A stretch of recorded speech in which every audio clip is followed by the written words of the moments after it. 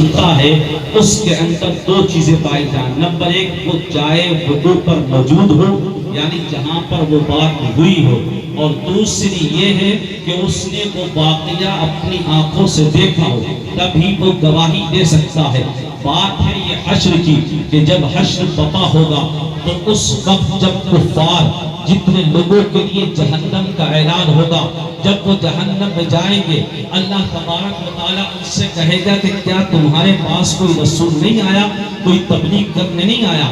تو یہ کافر تو کافر ہے، دنیا میں بھی کہتے ہیں، دنیا میں بھی انکار کرتے ہیں، یہ آخرت میں بھی انکار کہیں گے اور کہیں گے اے اللہ دنیا میں ہمارے پاس کوئی نہیں آیا یہ بتانے کے لیے کہ اللہ ایک ہے، اس نے جنت بنائی ہے، توحید کا پارٹ کسی نے نہیں دیا، کتابوں کے بارے میں کسی نے نہیں بتایا. تب اللہ تبارک و تعالیٰ انبیاء سے پوچھے گا کہ کیا تم نے تبلیغ نہیں کی؟ تمام انبیاء اکرام کہیں گے اے اللہ ہم نے تبلیغ کی، ان تک تیری توحید کی بات پہنچائی. تو اس وقت ان کافروں کے انکار پر اللہ تبارک و تعالیٰ کہے گا کہ گواہ کون ہے؟ تو روایت میں آتا ہے، مفسرین لکھتے ہیں شان نزول یہ ہے کہ یہ امت محمدیہ اس وقت گواہ ہوگی اور کہے گی اے اللہ یہ انبیاء سچے ہیں اور یہ کفار جھوٹے ہیں.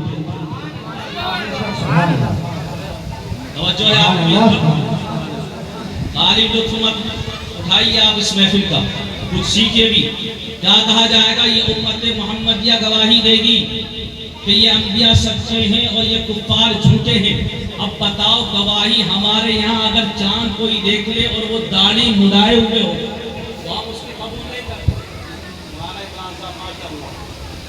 اگر کوئی داڑھی مڈا ہو یعنی کلین شیو رکھتا ہے تو چاند کی آ کر شہادت دے مفتی منظر محسن نعیمی صاحب کو آ کے تو اس کی گواہی قبول نہیں، تو کل قیامت میں تمہاری گواہی قبول کیسے ہوگی؟ اس سے معلوم ہوا کہ ہر ایک امتی کی گواہ نہیں ہے وہاں. اس سے مراد کون ہے؟ مفسرین فرماتے اللہ نے امت وسط کہا اور فرمایا سب سے افضل امت ہے اور امت محمدیہ یہ گواہ ہوگی کل حشر میں. انبیاء اکرام کے بارے میں کہے گی کہ یہ سچے ہیں اور تمام کفار کے بارے میں کہے گی جھوٹے ہیں.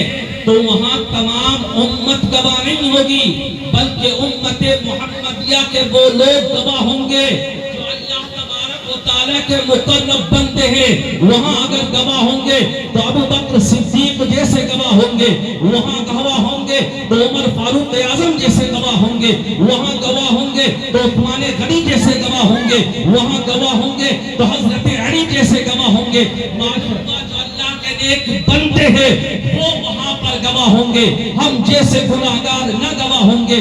اگر تم چاہتے ہو کہ وہاں پر بھی تمہاری شہادت قبول کی جائے اور وہاں پر بھی تم مردود الشہادہ نہ بنو تو دنیا کے اندر اللہ نے جن کاموں کو کرنے کو کہا اس کی اطاعت میں نہ گراؤ، جن کاموں سے باز رہنے کو کہا اس سے باز ہو، رسول کی سنتوں کے مطابق زندگی گزارو تاکہ دنیا کے اندر بھی تمہاری گواہی قبول کی جائے اور آخرت میں بھی تمہیں گواہ بنا کر پیش کیا.